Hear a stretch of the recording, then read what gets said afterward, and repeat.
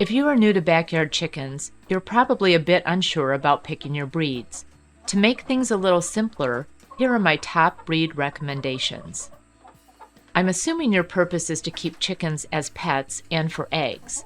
So, all of the first breeds I am going to talk about are good layers, are docile and kid-friendly, do well in cold temperatures, and are common or fairly common.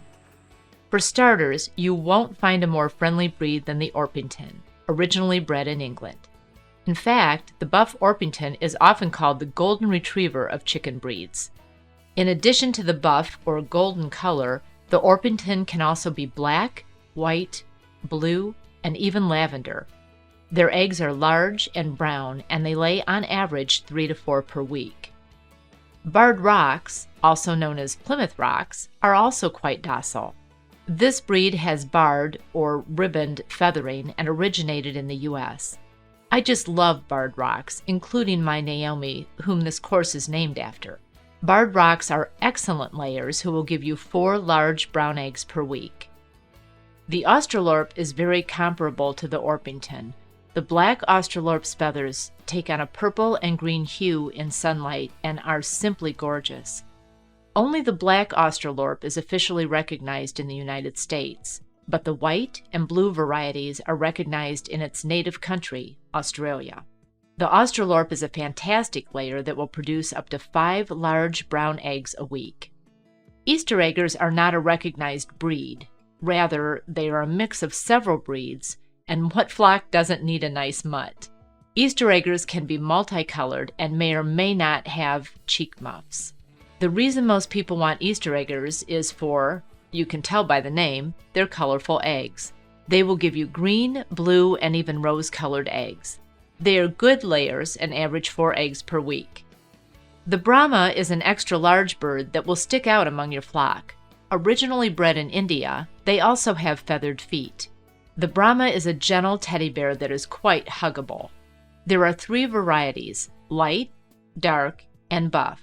They are decent layers who produce 3 medium brown eggs per week. The Wyandotte is an American breed that has a round body. There are nearly 10 recognized varieties, all of which are known for their striking plumage. Wyandottes will give you on average 4 large brown eggs per week. Another prolific egg-laying breed is the Rhode Island Red. These hens will give you 4 to 5 extra large eggs per week. The Rhode Island was once a staple on small farms throughout the U.S. and is now popular among backyard flock owners. However, there is a bit of disagreement about their temperament.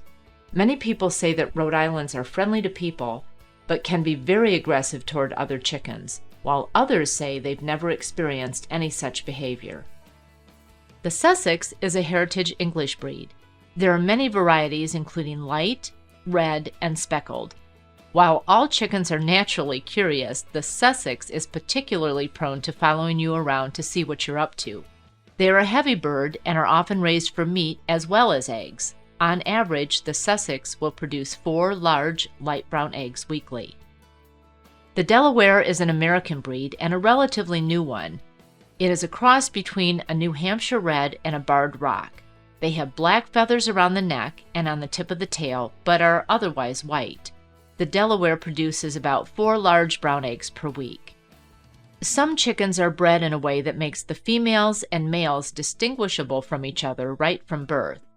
These are called sex links, and 2 of the more common types are red and black sex links. These cannot be called breeds because their offspring would not have their same characteristics, so they are considered a crossbreed. When it comes to laying, sex links are above average layers who produce 4 to 5 light brown eggs weekly. I could give you many more breeds that make great pets and fit these criteria, and no doubt I've left out some that are cherished by lots of backyard chicken owners, but these are a very good place to start. Now, if you want meat birds, most people prefer the Cornish cross, also called the Cornish rock. This is a fast-growing bird that will reach 5 to 8 pounds within 8 to 10 weeks. The Cornish cross has an oversized breast and is highly desired for its white meat. With sparse feathers, it's also easy to dress. As it nears harvest weight, the Cornish cross will have more difficulty walking and will tend to lay in one spot. Don't get this bird as a pet. It is bred to be on your table, not in your coop. There is also the Freedom Ranger, first bred in France several decades ago. Rangers thrive when allowed to run about. They are much more active than the Cornish. As a result, they need longer to reach harvest weight. The Freedom Ranger will reach 5 to 6 pounds in 9 to 11 weeks. The Red Ranger is also a forager. It is more active than the Cornish and also slower growing. It needs about 2 weeks longer than the Freedom Ranger before it can be harvested. At 11 weeks, the Red Ranger will be 4 to 5 pounds. Both types of Rangers have a breast, leg, and thigh that are more proportional than the Cornish, which has an enlarged breast and a noticeably wide stance. You might also choose the Jersey Giant, which was originally bred as an alternative to the turkey. A fully grown Jersey Giant will reach 11 to 13 pounds, but needs much longer to mature, about 6 months. The Jersey Giant is a dual-purpose breed, meaning it is also valued for its egg production. Many of the breeds I mentioned earlier are also considered dual-purpose and would be good for meat. But if your main purpose in having chickens is to put them on your dinner table, the Cornish Cross and the Ranger are your best bet.